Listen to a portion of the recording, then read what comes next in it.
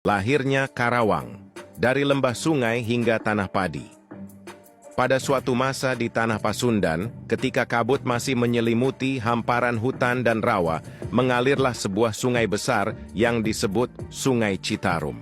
Di tepi sungai itu, terbentang lembah subur dengan tanah yang gemuk, tempat burung-burung beterbangan dan kerbau-kerbau berkubang dalam damai. Disinilah kelak akan lahir sebuah wilayah yang dikenal dengan nama Karawang. Awal mula, wilayah yang diberkahi alam Karawang berasal dari kata Karawaan yang berarti daerah berawa-rawa.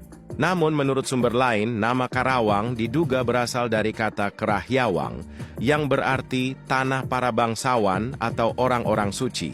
Sejak awal, wilayah ini dikenal subur karena dialiri sungai-sungai besar seperti Citarum dan Kali Cibeet, menjadikannya pusat pertanian sejak masa kuno.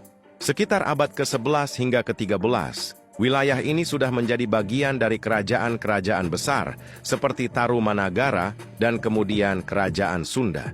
Di masa itu, Karawang dikenal sebagai tempat persinggahan para pedagang dan pertapa yang mencari kedamaian serta hasil bumi.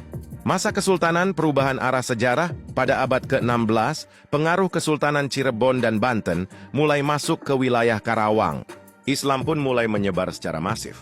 Para wali dan ulama datang, membaur dengan penduduk, mengajarkan pertanian, dan membangun kehidupan yang teratur. Di masa ini Karawang mulai berkembang menjadi pusat pertanian penting. Sawah-sawah mulai ditata dan sistem irigasi mulai dikenalkan. Lambat laun daerah rawa diubah menjadi lahan produktif. Disinilah julukan Karawang sebagai lumbung padi Jawa Barat mulai tumbuh.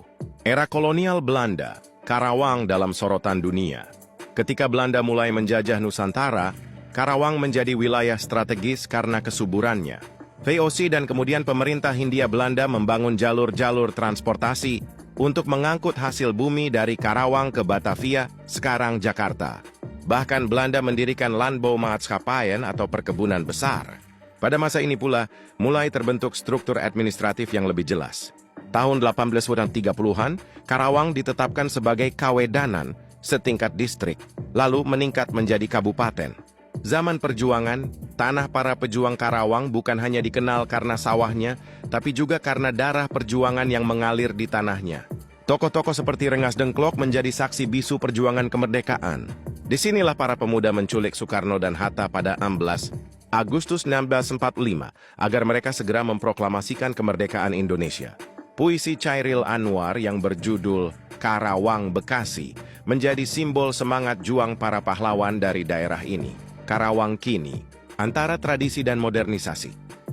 Setelah kemerdekaan, Karawang terus berkembang.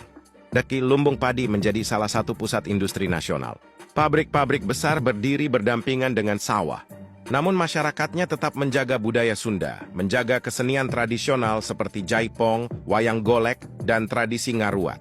Karawang hari ini adalah percampuran unik antara sejarah panjang, pertanian yang kuat, budaya yang lestari, dan industri yang modern.